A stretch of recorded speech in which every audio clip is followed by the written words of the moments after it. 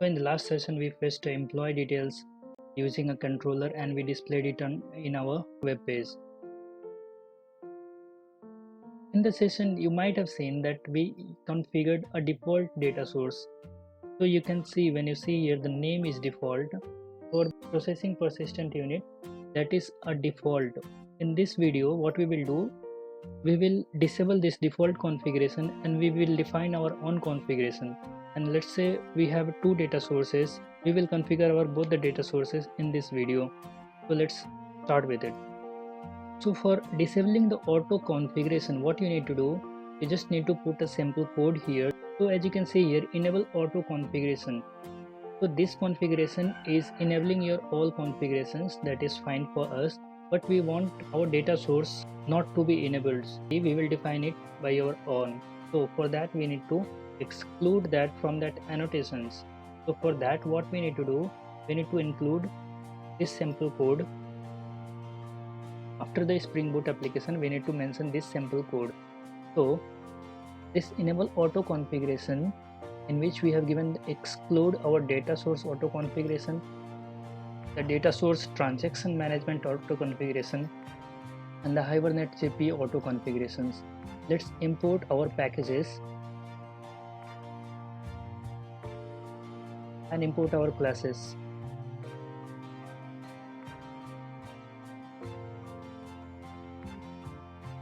So now we have disabled our auto data source configuration.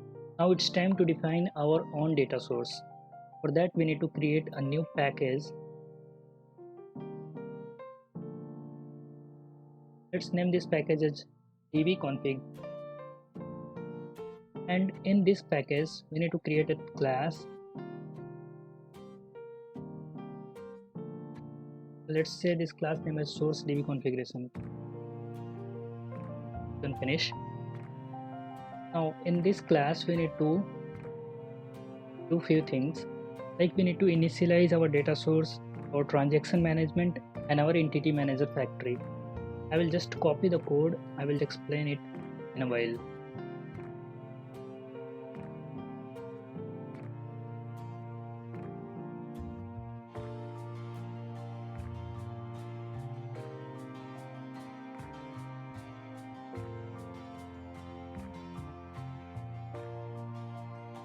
Coming back here, what we need to do, this is a configuration, so we need to annotate it with configuration. And the property source, the property source is basically from where you are going to fetch the properties. So in my class I am going to fetch it from the class path. So property source @property source, and class path you have to mention your application.properties, which is available here in your resource folder. Also enable JPA repository. When we enable the JPA repository, we need to give the three parameters, that is the entity manager factory name, the transaction manager factory name, and the base package which it has to scan.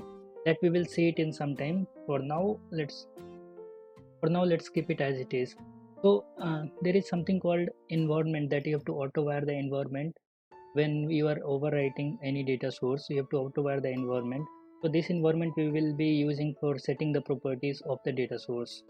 Here we have defined a method data source and the name of the method ds1 data source. So in Spring Boot application, if you are configuring two databases, then you must annotate one of it as a primary. If you are not annotating one of it as a primary, it will give a conflicts like two data sources found, don't know which one to use. So primary, always one should be primary and the other one should not be primary. Also we have given a bean name source data source. Now configuration properties prefix, we have source data source. We'll see this one also in some time. So we are going to override this default data source. So data source we have imported it. We have created a ds1 data source method which will return a data source.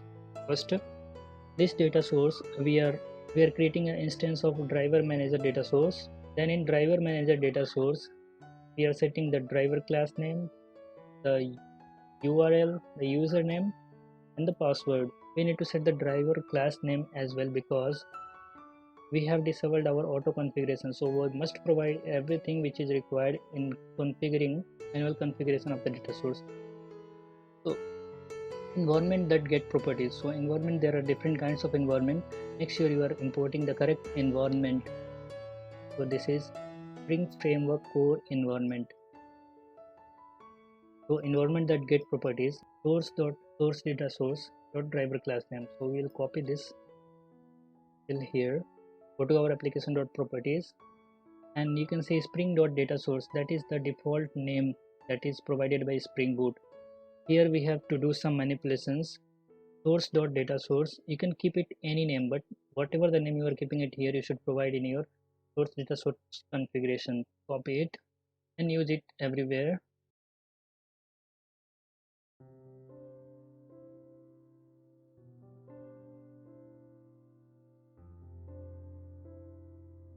So the driver class name for MySQL database is form.mysql.jdbc dot driver. Source.data source.url you have to use, then username and then password. Order is not a necessary thing, only the names that you have given should be matching. Also the prefix whatever you have given in the application.properties, this name should be available in your while configuring the data source. We are returning the same data source here. Now we are also going to configure the entity manager. The entity manager that we are using here is local container entity manager factory bin, and we have given the method name as ds1. So this is a mandatory step. So you should define your entity manager, otherwise our program will search for entity manager that is not available, and it won't work. So it is very much mandatory. So in entity manager we are setting the data source as ds1 data source that you can see here. So package to scan is also an important thing. So em.set package to scan. So you can give the name of any package you want where your entity class is present. So our entity class is present in this package. So let's go and copy the fully qualified name and just write it here. So if you have different so many entity classes here, you can give with the comma separator and you can give all the entities, so it will be used for scanning the entities. Also set persistent name unit, so you can give any name here. You can give source or destination or your own name. That will be the name of your basically the data source that you are configuring. So by default it will be coming as default data source. So you can see here the console, the name is default. So this is what we are configuring it in set persistent unit name. Now some Hibernate JPA related properties that we have to overwrite Hibernate vendor adapter. Also we have to put some properties for the Hibernate related things. In our application we require some of the properties like Hibernate.showSQL. This will show the SQL queries whatever is being performed. So we need it. So Hibernate dialect is also a mandatory thing. So we will define our dialect. Go to application.properties. Hibernate dialect 1, we don't want 1 simply. So what is the dialect name and version of the database that you are using? So in my case I'm using SQL database. Also one more property we need to add here. This is for showing the SQL queries. If you give it true, it will show all the SQL queries. So here the dialect name matching in your source DB configuration.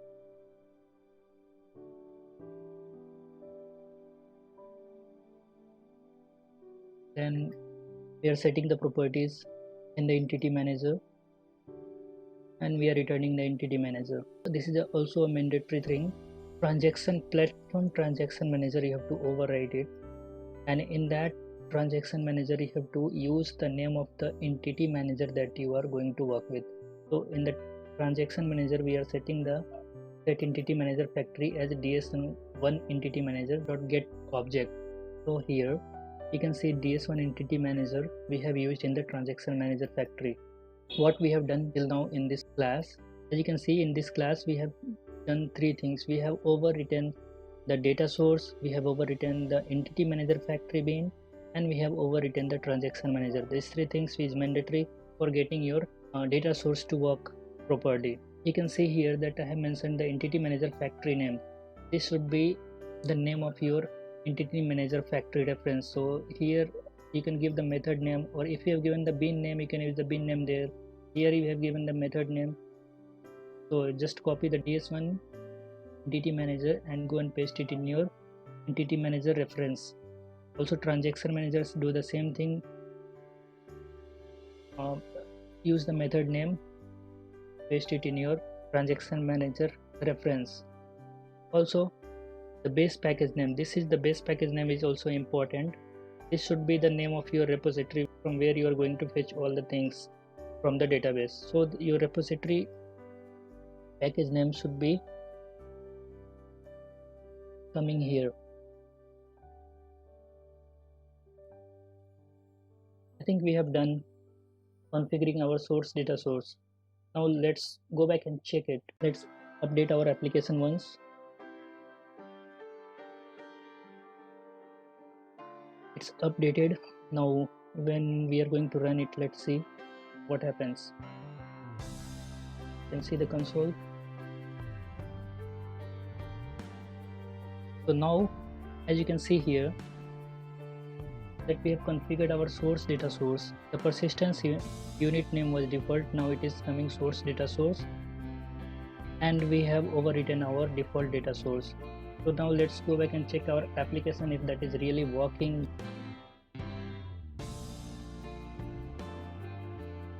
So you can see the same things are again coming back, and that is what is configured successfully.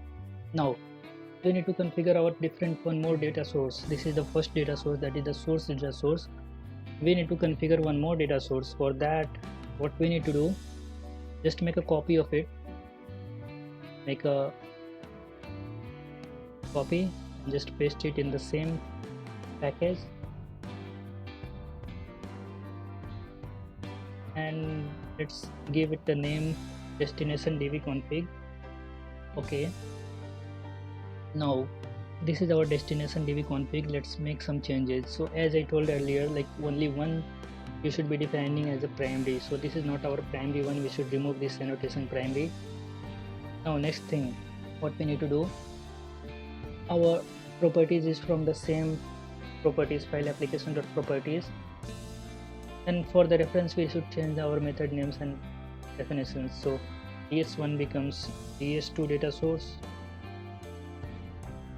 then our entity manager becomes ds2 entity manager, our transaction manager becomes ds2 transaction manager. So all the reference should be updated.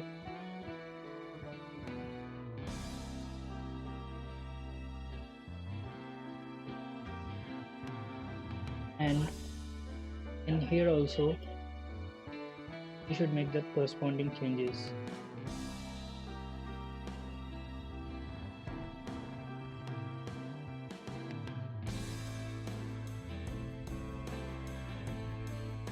Now we have to set all these things in the application.properties. So we have this source data source. Now we want to change it to destination data source. Source.destination data source. You need to make the changes everywhere.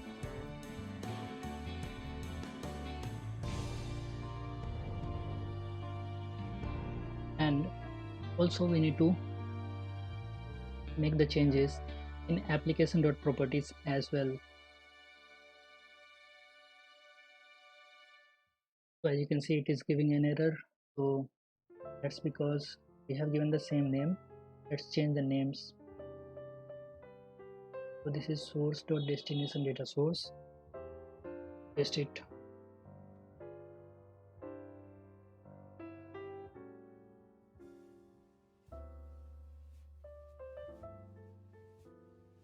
So what you can do, this is our source data source. You can configure any number of data sources like this.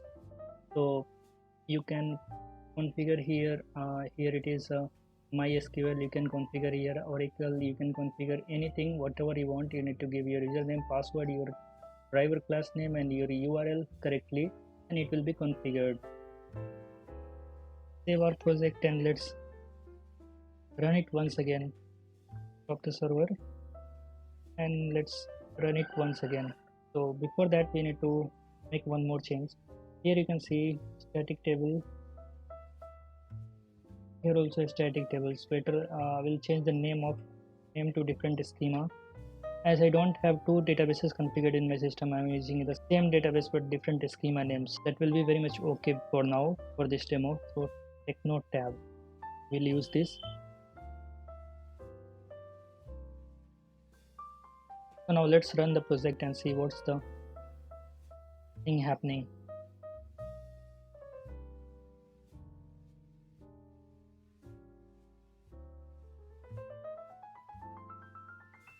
So our source data source is configured and source data source is configured. So the problem here is we have not changed the name of the destination data source. Here the name can be anything, but so for making it different, I just name it as destination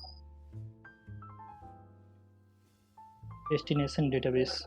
Now package for destination repository, you can change it here, and also if you have a different entity for your destination database, you can change it here. For in our case, our entity is same, our repository is same, so we will keep it, we will not change that one. So once again let's run the program.